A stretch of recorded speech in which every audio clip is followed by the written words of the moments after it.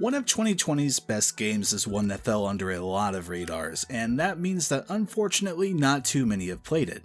Even more unfortunately, it's a difficult game to talk about. So much of the joy of this game is experiencing its story and the unique way it spins it, and being surprised by what can only be described as a barrage of twists and reveals. Watching a playthrough of this game won't quite do it proper justice, and reading a plot synopsis online almost entirely defeats the point. It's really kind of maddening because I would wholeheartedly recommend this game to just about anyone, but much like I've seen some others express frustration with, it's just so hard to convince others to buy this game sight unseen and trust the glowing praise. So I'm here to shoot my shot and tell you about Vanillaware and Atlus's 13 Sentinels Aegis Rim, a game I was given a review code for free back when it came out, but a game so good that I went on to purchase my own physical copy of due to just how much of an impact it left on me. I'll warn up front though, if you don't mind a game that operates largely as a visual novel and very light adventure game, mixed in with some real-time strategy / tower defense combat sections, buy this game and don't watch this video.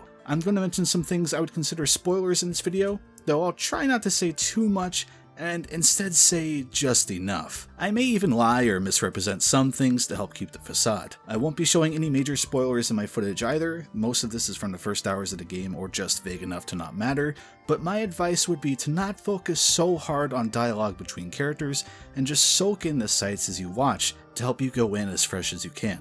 One upside to all of this is that is a very easy thing to do.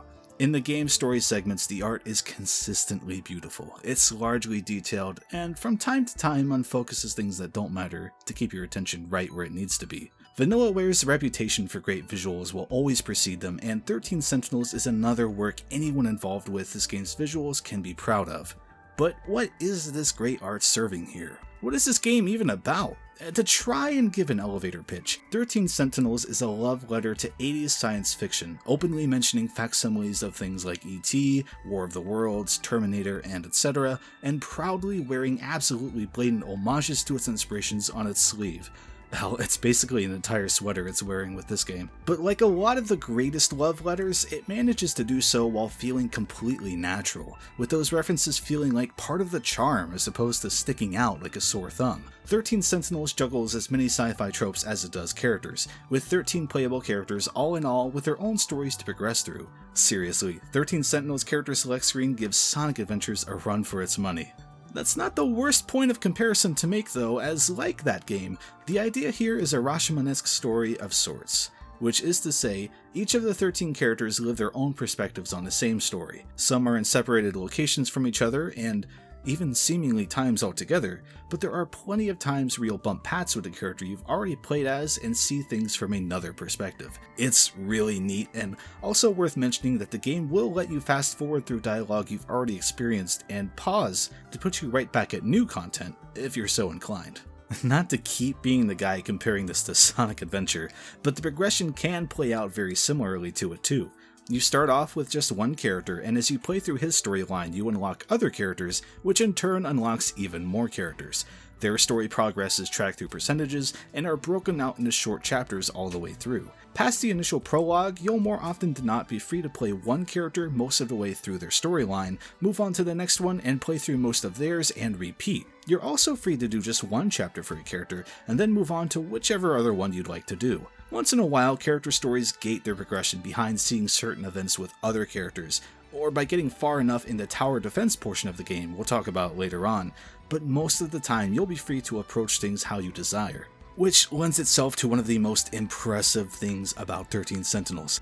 I still have no idea how they managed it, but despite this approach, you can theoretically play this game in a variety of orders, experiencing a completely different path to another player, and still never have the entire picture of what's going on that someone else is having. Heck, if you're playing through this at the same time as a friend is, you'll both be anxiously checking in with each other to make sure you're not accidentally spoiling something the other hasn't experienced yet. And despite all of that ambition with the structure, the game tells a shockingly coherent and gripping story. No less than 4 times throughout the game's 25 or so hours, I had felt like I'd figured out what was going on with the game's narrative, only to be proven wrong time and time again. And by the time I got to the game's stellar ending, I realized I never really had a clue the entire time. This is a game that takes place in Japan during the 1940s, the 1980s, all throughout the 2000s, and maybe even beyond. You'll flash forward to what you think are older versions of characters, find out certain characters are not even remotely who or what they say they are, some may not even actually exist, and you'll also bump into a talking cat at some point. I didn't like him much, but he turns out decent by the end, so that's neither here nor there. But suffice it to say, this game is crazy.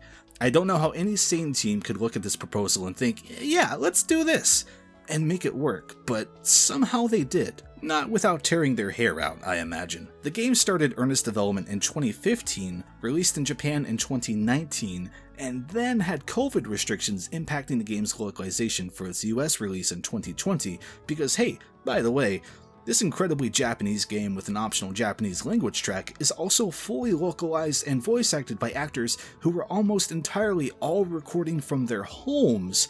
And if I hadn't told you that, you'd never have been able to tell. Hell, you still won't be able to. From all ends, this game should have crumbled, but it holds it together. Mostly. The, air quote, weakest aspect is probably the game's mech combat sections, because, by the way again, this game's story heavily involves mechs, but you may not be able to tell from looking at the gameplay at a glance. The look is pretty simplistic compared to the gorgeous 2D art of the story sections, but it grew on me over time. So the basics here are that this is comparable to a tower defense game. I'm sort of fond of that genre, but I know many aren't, so I'll give you some good news in a bit. But for now, essentially you send up to 6 mechs into a combat scenario piloted by the 13 playable protagonists, each with their mechs divided into different generations, denoting when the mech was built. Those different generations mean that each type of mech specializes in certain areas. The older Gen 1 mechs are great for up-close combat, while later Gen 4 mechs are focused on aerial units and support. These mech are built for fighting a variety of kaiju, who gradually layer in with shield radiuses, self-detonation, and a bevy of other attributes to keep in mind as you defend a central point, the Aegis Rim itself. The Aegis Rim is basically just a 2-kilometer square area that can defend itself at some point once it's activated. It's, look, I forget offhand, it's just important. You'll fight literally hundreds of kaiju in some missions, but luckily you have a lot of tricks at your disposal. As pilots and their Sentinel mechs level up, they can unlock new abilities and can spend points to upgrade existing abilities. Anti-air flares, EMP waves that bring enemies flying down to the ground, incredible missile barrages, you name it, you can probably do it. On top of this, your actions in a combat scenario build up a special meter you can use to give you a variety of buffs if you need them. You can restore health, you can restore shields, you can bring all flying enemies down instantly and harm them. It's incredibly useful. Almost too useful even. And this is where I give you the good news. If all of this sounds terrible to you despite your interest in the game, this entire game mode can be put on casual difficulty, and coupled with a few mech abilities, interceptors, sentry turrets, and a demolisher blade, thank me later, you can essentially breeze through most of the 30 required combat missions with very little effort or thought expended, at literally no detriment to you or even the game's PlayStation trophies. The developers really wanted you to be able to experience the main story, even at the expense of this combat section, which maybe calls into question if it needed a fundamental overhaul to make it more engagement, but it is what it is here folks, and we got what we got. The one thing I was going to mention as a downside to that idea is the fact that characters will experience brain overload if you put them in the mechs too much, because hey, of course. But then when looking back over my footage, I remembered you can give up your long-term combo meter to fully restore all of your pilots with a button press. So yeah. There's literally nothing stopping you. Okay, that's the requisite information given on that part. I personally found that section of the game to be enjoyable enough. The sheer power of the Sentinels once they've gotten some upgrades makes those missions an entertaining power trip, but even I have to admit at a point, I turned things down to casual just to make sure I got back to the story as fast as I possibly could. I can't help but wish it was better than it was, but I don't know what that missing X factor is. I like that this part of the game is here to help elevate this game as a whole past being air quote just a visual novel, but if it were any more challenging it might feel even more at odds with the other half of the game than it already can.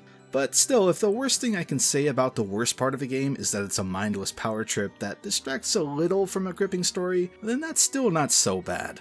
13 Sentinels Aegis Rim is worth experiencing regardless. Most of its characters are really enjoyable to hang around, and even the ones that aren't are still more than intriguing enough.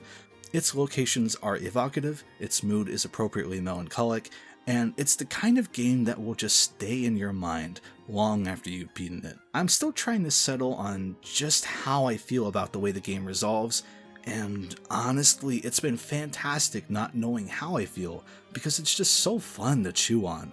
For as hard as it is to talk about 13 Sentinels with other people as you're playing, it's an amazing game to talk about once everyone in the conversation has finished it. But, of course, you haven't finished it yet, so I'll wait for you to do so before going on more about that. I think the best compliment I can give the game is that it has the kind of story and versatility in its storytelling that I can only imagine working in a video game. A book or TV series could tell a version of this story, absolutely. It breaks no new ground when read front to back in a straight line, but to look at the experience so clinically is to miss the point entirely. 13 Sentinels tells one story with a clear beginning and end. The magic happens in between, when you're free to choose your own progression through it, to chase the threads you find most interesting, and to be tantalized by the new threads you find along the way. I truly believe 13 Sentinels Aegis Rim is a game that people are going to talk about for a long time, and certainly one I will keep in my mind all the while. I often recommend the games I talk about on this channel, as I don't tend to talk about middling games that disappointed me. So it shouldn't surprise you that I recommend this one too, but it's in a small group that I absolutely endorse and recommend. A game I will think of before many others when I want to suggest a new experience to someone. It joins games like Yakuza and Anodyne 2 for me in terms of what I've recommended, so if you know me, that alone should say more than anything else in this video did. So if you have played it, let me know what you thought in the comments. If you haven't yet, come back once you have and tell me how you felt. I want to know that others have played this. But until then, I'll shut up and leave you to it. If this video did make you interested in the game, or even let you know what it was about, be sure to let me know. But until next time, do take care.